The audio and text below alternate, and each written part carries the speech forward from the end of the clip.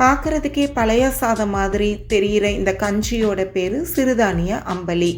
அதாவது நம்ம பழைய சாதம்லாம் மீந்துருச்சுன்னா தண்ணி ஊற்றி அதை மறுநாள் அதில் நல்லா புளிச்சு ஒரு நுண்ணுயிர்கள் ஃபார்ம் ஆகியிருக்கும். அதை சாப்பிட்டா உடம்புக்கு நல்லதுன்னு சொல்லுவாங்க இல்லையா?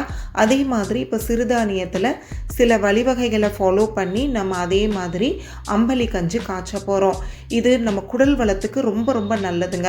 அல்சர் புண்ணு இருந்தாலும் சரி, வயிற்றில் செரிமான சக்தி இல்லாமல் உபாதைகள் இருந்தாலும் சரி, இது தினம் ஒரு தடவை உணவில் சேர்த்து வர உடம்பு ரொம்ப நல்லாயிருக்கும்.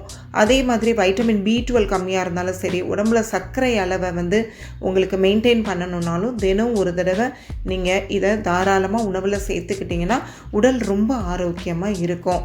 இந்த அம்பலி செய்கிறது என்னமோ ரொம்ப ஈஸி தான். ஆனால் ஸ்டெப்ஸை கரெக்டாக நான் சொல்கிற மாதிரி ஃபாலோ பண்ணுங்கள். அப்போ தான் உங்களுக்கு கரெக்டான உடலுக்கு தேவையான சக்தி கிடைக்கும்.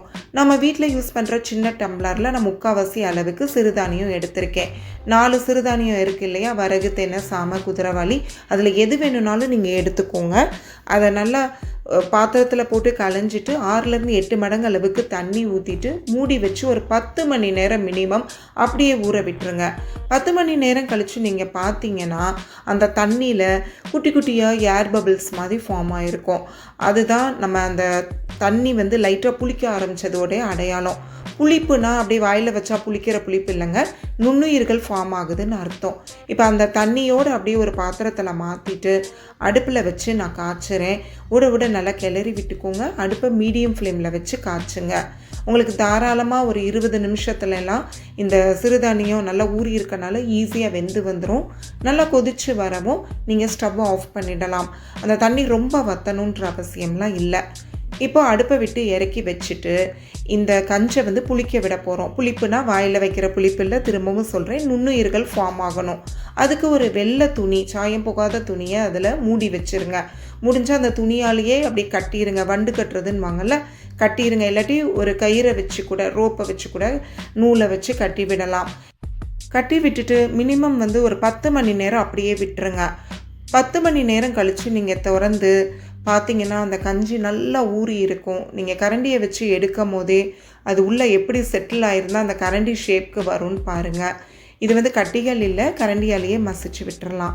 தேவைப்பட்டால் நீங்கள் கைகளாலேயும் நல்லா பிணைஞ்சி விட்டுறலாம். இந்த கஞ்சியில் இது வரைக்கும் நம்ம உப்பே சேர்க்கலை, அதுதான் ரொம்ப ரொம்ப முக்கியங்க.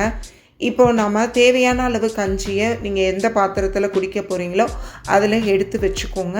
நான் ஒரு மண் பாத்திரத்தில் எடுத்திருக்கேன். இப்போ தான் நான் உப்பு சேர்த்து கிளறி விடுறேன். இதுதான் ரொம்ப ரொம்ப முக்கியம். இப்போ இதில் உங்களுக்கு தேவையான கொஞ்சம் கொத்தமல்லி தலைகள், சின்ன வெங்காயம்லாம் சேர்த்து நீங்கள் கஞ்சை குடிச்சிங்கன்னா ரொம்ப ரொம்ப டேஸ்ட்டாக இருக்குங்க. இதை தினம் ஒரு தடவையாவது உணவில் சேர்த்துக்கோங்க. நாள் மதியானம் நீங்கள் அரிசியை ஊற போட்டிங்கன்னா நைட்டு நீங்கள் கஞ்சி காய்ச்சிட்டு அந்த ஒயிட் காட்டன் கிளாத்தில் சுற்றி வச்சுட்டு நீங்கள் படுத்திங்கன்னா மறுநாள் காலைக்கு கஞ்சி ரெடியாக இருக்கும். இப்போ உங்களுக்கு தேவையான கஞ்சை மட்டும் எடுத்துகிட்டு நீங்கள் உப்பு போட்டு குடிச்சிக்கோங்க. மீதம் இருக்க கஞ்சி அந்த பாத்திரத்தில் அப்படியே நீங்கள் அந்த ஒயிட் காட்டன் கிளாத்தை போட்டு மூடி வச்சாதான் நல்லா ஏர் சர்க்குலேஷன் இருக்கும், அதுக்குள்ளே சுவாசம் இருக்கும். அப்போ தான் பல நுண்ணுயிர்கள் ஃபார்ம் ஆகிட்டே இருக்கும். தாராளமாக இந்த கஞ்சை 2 பேர் வரைக்கும் குடிக்கலாம். இந்த ரெசிபி உங்களுக்கு பிடிச்சிருக்குன்னு நம்புகிறேன். இந்த மாதிரி ஹெல்த்தியான ரெசிபியை மிஸ் பண்ணாமல் உங்கள் வீட்டில் செஞ்சு நீங்களும் கண்டிப்பாக சாப்பிட்டு பாருங்கள். கமெண்ட் பாக்ஸில் கமெண்ட் பண்ணுங்கள். அப்படியே உங்கள் ஃபேமிலி அண்ட் ஃப்ரெண்ட்ஸ்க்கு இந்த வீடியோவை ஷேர் பண்ணுங்கள். மறக்காமல் ஆதிரா ஜங்ஷனை சப்ஸ்கிரைப் பண்ணிவிட்டு பெல் ஐக்கானையும் ப்ரெஸ் பண்ணிவிடுங்க. மீண்டும் ஒரு ரெசிபியோடு சந்திப்போம்.